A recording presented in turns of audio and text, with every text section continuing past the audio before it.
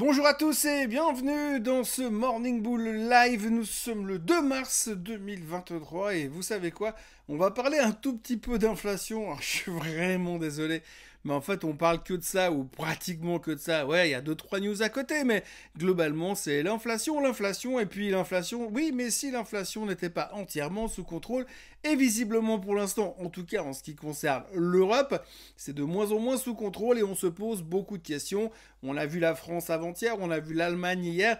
C'est pas évident d'aller dans la bonne direction. Et aujourd'hui, ceux qui attendent 8,2% sur l'inflation en Europe, je pense qu'ils sont en train de les avoir comme ça parce qu'il y a peu de chances qu'on arrive à ce niveau-là, vu ce qui est sorti ces derniers jours dans le reste des gros pays européens. Donc l'inflation est et reste un stress du moment. On va devoir composer avec. Et quand on voit ce qu'on nous prédit déjà ces prochains temps au niveau des taux d'intérêt, eh bien, on a de quoi rigoler un petit peu.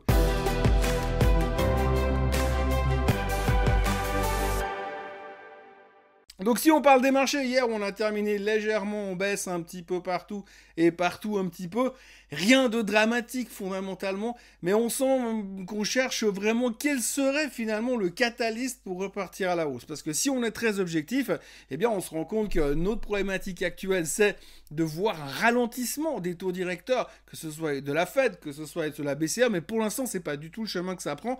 Hier on a eu Monsieur Kashkari de la Fed de Minneapolis qui a parlé et qui a dit que lui, il avait rien contre une hausse de 0,25% au mois de mars, ça c'est le moins qu'on puisse dire, mais il a quand même glissé en bas de la phrase en disant oui mais si il faut monter de 0,50, je suis d'accord aussi. Enfin en gros, on va monter les taux. Si vous prenez la BCE par rapport aux chiffres de l'inflation en Allemagne qui sont sortis hier en dessus des attentes et plus haut que le mois dernier, on voit clairement que l'inflation redémarre. Vous avez qu'à allumer un journal télévisé à 20h, à 19h45, à 19h30 sur n'importe quelle chaîne en Europe, vous allez tomber sur un mec avec un micro au milieu d'un marché qui interroge des gens qui disent alors c'était plus cher que le mois dernier.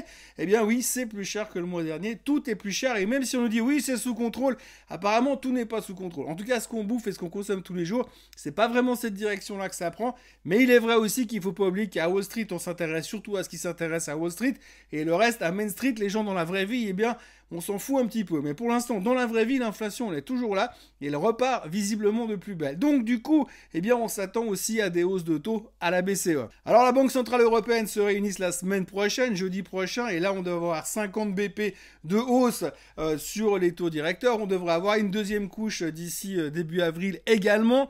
Et après, la question, c'est est-ce qu'il y aura une troisième couche? Hier, Goldman Sachs a augmenté ses objectifs sur les taux terminaux en Europe à 3,85. C'est la deuxième fois en 2 semaines qu'ils montent les taux et autant vous dire que vu les chiffres de l'inflation en France et de l'inflation en Allemagne, eh bien c'était évident qu'ils devaient remettre une couche pour pousser les taux directeurs, enfin les taux directeurs finaux un petit peu plus haut en Europe. Donc globalement, on a quoi? On a un marché qui est principalement rebondi en début d'année en partant du principe que l'inflation était sous contrôle. Là, depuis quelques jours, il n'y a pas besoin d'être un scientifique de haute voltige et d'avoir fait 2 licences en économie pour comprendre que l'inflation, elle est tout sauf sous contrôle dans l'immédiat. Que les banques centrales qui ont essayé de faire passer un message un tout petit peu détendu ces derniers temps, eh bien, ils vont devoir probablement resserrer les boulons d'ici quelques jours. On voit régulièrement, tous les discours de la Fed sont extrêmement au quiche et très prudents par rapport au fait qu'on doit absolument trouver un moyen de freiner cette inflation parce que si là on continue à monter les taux délicatement et tout en douceur, il est fort probable que l'inflation puisse repartir encore plus violemment sans compter qu'on est en train de nous dire mais regardez les chiffres économiques en Chine, ils sont super bons depuis qu'ils ont rouvert, eh bien les PMI sont au-dessus des 50 donc ça veut dire qu'ils sont en croissance donc ça va booster l'économie chinoise mais quand l'économie chinoise explose, eh bien forcément ça pousse un peu l'inflation chez nous à la hausse et de l'autre côté on n'a plus vraiment les moyens de réussir à la freiner si ce n'est d'être de nouveau super agressif au niveau des taux d'intérêt. D'ailleurs, on le voit aux États-Unis. Quand vous regardez par exemple le graphique que je vous montre à l'instant, c'est les taux sur un an. Alors sur un an, on vient de passer les 5,10%. Alors pour information, au mois de novembre, on était à 1,9% de rendement sur les 1 an sur le trésor américain. 1,9%, 5,1% aujourd'hui, c'est les niveaux de 2006 sur le 1 an. Sur le 2 ans, on est déjà sur les niveaux de 2007. époque de la crise des subprimes. Et puis, évidemment, sur le 10 ans, eh bien, on est en train de passer les 4% de nouveau à la hausse. On n'est pas au plus haut depuis le mois de novembre, mais on s'y dirige quand même de manière assez conséquente. Ce qui nous ramène au fait que pour l'instant, eh bien, on ne sait pas. On a des chiffres inflationnistes qui sont pas super motivants et qui laissent supposer que les banques centrales vont devoir continuer à agir. Mais nous, de l'autre côté, on se dit, ouais, mais peut-être qu'on a déjà pricé pas mal de trucs finalement. Alors c'est vrai que c'est peut-être pour ça que les marchés ne baissent pas tant que ça, puisqu'on sait que le combat contre l'inflation, ça ne se règle pas avec une hausse de taux et puis le mardi suivant, tout est réglé. Non, ça prend du temps. Il y a de l'inertie sur les agissements des banques centrales.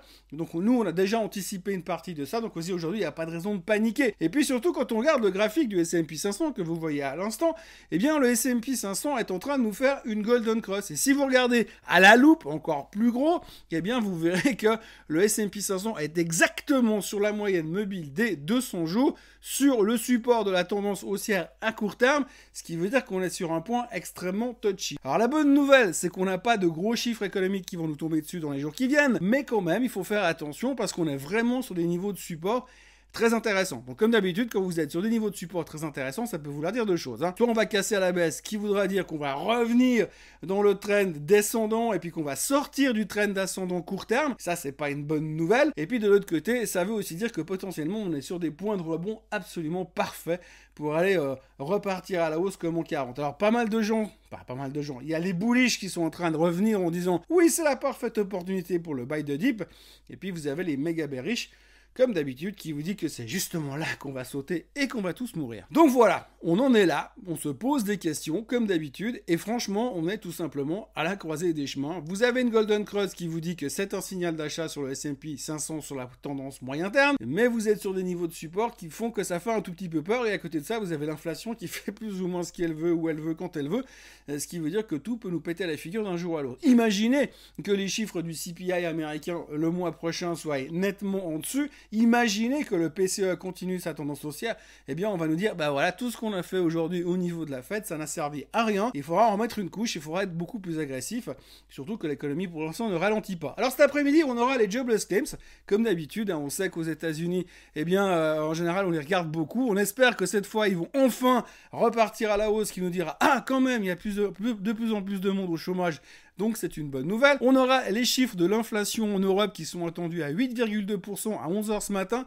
Je suis pas sûr qu'ils sortent à 8,2%. Franchement, si ça sort à 8,2%, c'est qu'ils sont magouillés. Et on ne peut pas mentir éternellement au peuple. Mais si on peut très bien. Moi, à mon usine, je lui mente toute la journée au peuple. Mais il aime qu'on lui mente, le peuple. Et puis autrement, on aura encore les minutes de la BCE qui sortiront vers 13h30. Et donc les minutes de la BCE nous diront quoi? Que la BCE va monter les taux de 0,5% jeudi prochain, ce qui n'est absolument pas une surprise pour qui que ce soit, ce qui ne devrait en tout cas pas handicaper le marché s'il a décidé de monter encore ces prochaines heures. Pour l'instant, les futurs sont en baisse de 0,5%, mais ça, il faut aller chercher ailleurs. Il faut aller chercher ailleurs parce que hier soir, il y avait l'Investor Day de Tesla. Alors, Investor Day de Tesla, on attendait le master plan de monsieur Elon Musk qui devait annoncer sa vision des années à venir. Alors, vous savez qu'à chaque fois qu'il a annoncé un master plan en 2006, puis en 2016, en 2006, quasiment tout s'est réalisé. En 2016, un peu moins. Et là, visiblement, il n'a pas été super transparent par rapport au master plan. On ne va pas rentrer dans les détails, mais il n'a pas voulu donner de détails financiers sur l'avenir de Tesla. Il n'a pas voulu donner de détails financiers et de structure pour la nouvelle Tesla qui devrait arriver. La seule chose qu'on a appris finalement, c'est qu'ils vont lancer une Gigafactory au Mexique.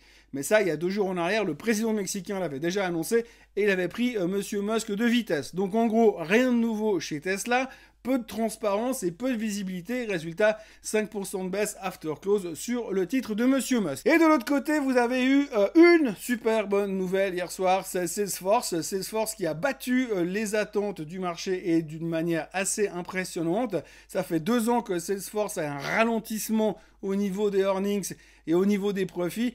La croissance qui baissait et là pour l'instant ça repart à la hausse. Le CEO a été méga bullish hier soir, il a fait un discours dithyrambique en laissant espérer et en exprimant sa volonté de vouloir devenir la société la plus profitable dans le monde des softwares.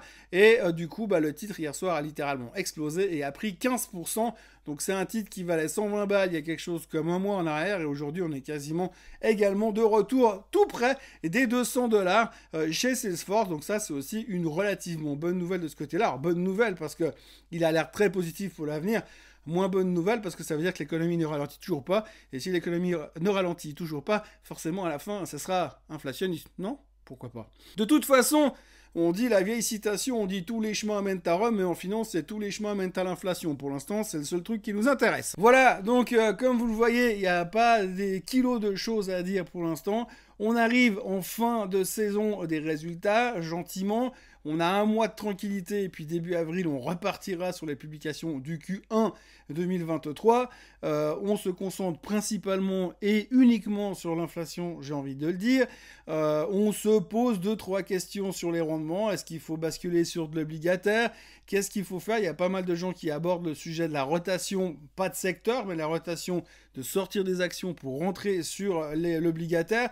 Et puis, il ne faut pas oublier quand même un truc qu'on ne parle pas beaucoup, qu'on n'aborde pas beaucoup comme sujet, c'est que le plafond de la dette aux États-Unis, c'est toujours pas réglé et on n'a toujours pas trouvé de solution. Alors, historiquement parlant, de toute façon, comme dans les bons films à suspense, on trouve toujours une raison de régler, de solutionner ce problème de plafond de la dette, mais pour l'instant, et techniquement, si ça continue comme ça, dans quelques semaines, ça risque d'être un tout petit peu problématique au niveau rumeur de défaut de la dette. Voilà, nous sommes donc au début du mois de mars. On aura vécu notre première journée de trading négative au mois de mars. On est posé sur les supports et on n'a plus qu'à prier en attendant que les nouvelles qui nous tombent dessus ces prochains jours nous permettent de repartir à la hausse et de profiter de cette opportunité d'achat sur faiblesse ou pas. Voilà, moi en ce qui me concerne, je vous recommande, je vous encourage à vous abonner à la chaîne Swissquote en français. N'hésitez pas à liker cette vidéo et si ça vous dit, revenez demain matin parce que il y en aura encore normalement 2 vidéos,